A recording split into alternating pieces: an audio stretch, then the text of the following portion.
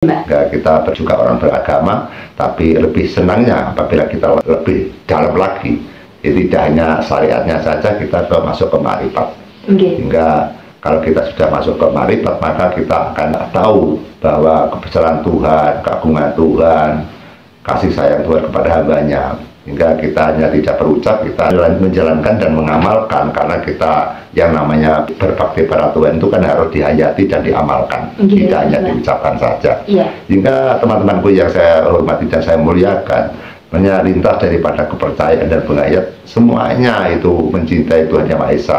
Jika tidak ada orang penghayat, orang aliran itu yang menyembah jin dan setan, sehingga teman-teman salah persepsi. Hingga ada yang menyebut aliran sesat dan sebagainya. Setahu saya, teman-teman di penghayat itu semuanya adalah orang-orang yang penghamba Tuhan, orang-orang cinta kepada Tuhan, orang-orang yang menyayangi Tuhan, orang-orang yang berjadi rel kebenaran. Adapun ada salah satu orang yang menyimpang daripada ajaran penghayat, itu merupakan oknum saja, teman-temanku. Tapi ajaran dari nenek moyang kita pasti baik, pasti berjalan di rel kebenaran. Kita kembali kepada titik permasalahan kita, dipertanyakan tentang Triloka dari tiga panah, artinya tiga panah, Mbak. Jadi panah pertama dari Guru Loka, yang ada di otak kita atau kecerdasan kita atau pendalaman pikiran kita. Kemudian panah yang kedua adalah yang kita sebut dengan Indra Loka, yaitu dengan 5 indra. Kemudian yang terakhir adalah Jana Loka, yaitu wadahnya yang ada di dalam kalbu kita atau hati kita.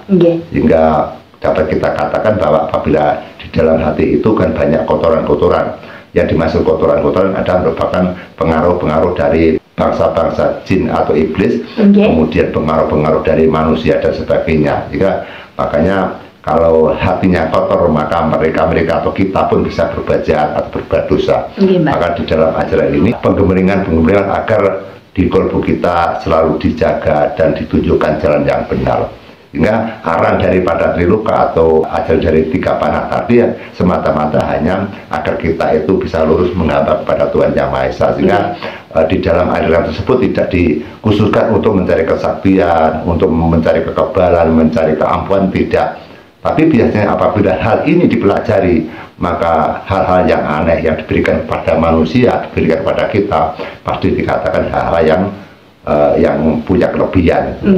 Ya, kita tidak mencari kelebihan, tapi apabila kita benar-benar menjalankan berbakti pada Tuhan, maka Tuhan akan memberi kelebihan-kelebihan yang dahsyat, yang mana kita juga tidak bisa berpikir, Mbak. Misalkan apabila mempelajari tiga panah itu, misalkan kita menyembuhkan orang, kadang-kadang kita kesulitan, tapi kalau Tuhan memberikan jalan dan Triloka kita diizinkan, maka juga punya kemanjuran atau punya cita-cita yang lain.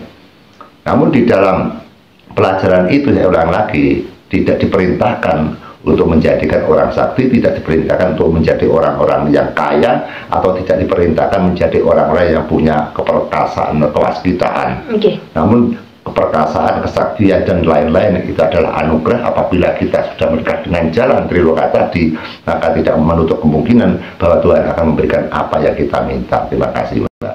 Ya, terus itu apakah yang menciptakan itu jenengan, Mbak? Ya, saya sendiri itu, Mbak. Karena saya juga di dalam kita mempelajari ilmu kasepuan, kita seringnya ke tempat-tempat sepi, kita sendirian, kita ke alam semesta, kita sendirian, kita terus menyembuhkan diri kepada Tuhan. Kemudian kita bisa menjabarkan itu karena bukan dari bisikan, itu karena dari wawasan kita, dan kita seperti kita bisa berbahasa di dalam bahasa atau berbicara di dalam hati, yang malah kita sulit untuk dijabarkan, teman-temanku. Kalau orang sudah melintasi alam Triloka, maka mereka akan mudah atau mereka akan mendapatkan sesuatu yang tidak dapat diperoleh oleh orang-orang yang lain.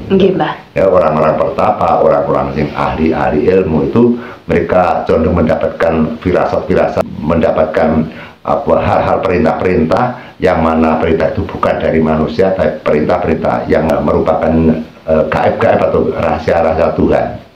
Ya, kita sulit untuk menerangkan karena kita ketakutan salah sasar susun, nanti dianggap kita aliran sesat. Jika kalau orang mempelajari lebih dalam, berbakti kepada Tuhan, mempelajari ilmu dengan niat untuk mengabdi pada Tuhan, maka kita akan mendapat sesuatu yang tidak dapat diberikan oleh orang lain. Karena Tuhan akan memberikan jawaban Tuhan akan memberikan wacana, memberikan kecerdasan, memberikan ilmu-ilmu kepada kita sendiri ini. Iya, Mbah. Ya, terus kemudian apakah sampai saat ini murid-murid jenengan itu kan masih ada bagi sampai sekarang? Apakah mereka tetap mengembangkan ilmu aliran dari ajaran jenengan waktu itu, atau mereka bisa legowo menerima keyakinannya tidak dilanjutkan? Setelah mereka mendapatkan arahan-arahan, mereka dipergunakan untuk kemasyarakatan. Artinya ilmu itu tidak harus dipakai untuk di akhir zaman nanti. Ilmu-ilmu yang saya sebut itu bisa dipakai kemasyarakatan, karena di dalam kita mempelajari ilmu itu jelas kita harus berbaik kepada siapapun dan menolong kepada siapapun, itu jelas Mbak. Jika tidak hanya dipergunakan di alam surga nanti dan sebagainya, yang penting kita digunakan di alam yang agung, di alam dunia ini. Kalau kita mempelajari ilmu, katakan orang berilmu, katakan orang berguru, tapi perilakunya di masyarakat tercela, perilakunya di masyarakat dibenci orang, itu kan tanpa guna, tidak ada arti. Jadi orang yang mempelajari ilmu, mereka harus menjadi sosok-sosok yang disegani orang, dicintai orang, Mbak. Iya. Ya teman-teman, jadi itulah jawaban dari Mbah Kendil Jawa Montro terkait ilmu Triloka yang diciptakan oleh Mbah Kendil dan sampai ke kejaksaan, bahkan sampai diberi izin. Tapi kenapa Mbah Kendil mengurungkan? Teman-teman bisa mendengar sendiri tadi jawaban Mbah Kendil. Semoga ini bermanfaat bagi kita semua teman-teman. Luar biasa sekali, karena apa yang Mbah Kendil sampaikan kepada kita berdasarkan pengalaman beliau ini jarang sekali kita dengar. Bahkan di buku-buku atau di media sosial pun jarang sekali Mbah yang membahas terkait dengan izin-izin seperti itu. Mbah Kendil, mungkin ada tambahan yang lain Mbah sebelum kita tutup? Apabila kita ingin memiliki hal yang tidak dimiliki orang, maka syaratnya kita harus kembalikan kehidupan orang lain. Artinya kalau orang-orang makan, kita tidak makan. Kalau orang-orang tidur, kita tidak tidur. Kalau orang-orang bersukaria, kita tidak bersukaria. Kalau mereka hidupnya punya kemapanan, maka kehidupan kita harus tidak mapan. Kalau hidupnya biasa-biasa saja, maka saya meyakinkan akan kesulitan mendekatkan diri pada Tuhan Yang Maha Esa, karena yang namanya Tuhan itu gaib, sehingga kalau kita hidup yang biasa-biasa saja, kita masuk ke dunia gaib pasti kesulitan. Kalau misalkan kita tidak bisa renang, maka kita akan kesulitan yaitu menangkap ikan di dalam kolam, Mbak. Tapi kalau kita bisa merenang, maka kita akan mudah untuk menangkap ikan di dalam kolam. Itu yang saya maksud. Terima kasih. Cukup sekian teman-teman pembahasan kita pada malam hari ini. Semoga ini bermanfaat bagi kita semua. Ada kurang lebihnya kami mohon maaf yang sebesar-besarnya. Wassalamualaikum warahmatullahi wabarakatuh. Waalaikumsalam warahmatullahi wabarakatuh. Sugeng rahayu. Amin. Ya Rabbal Alamin.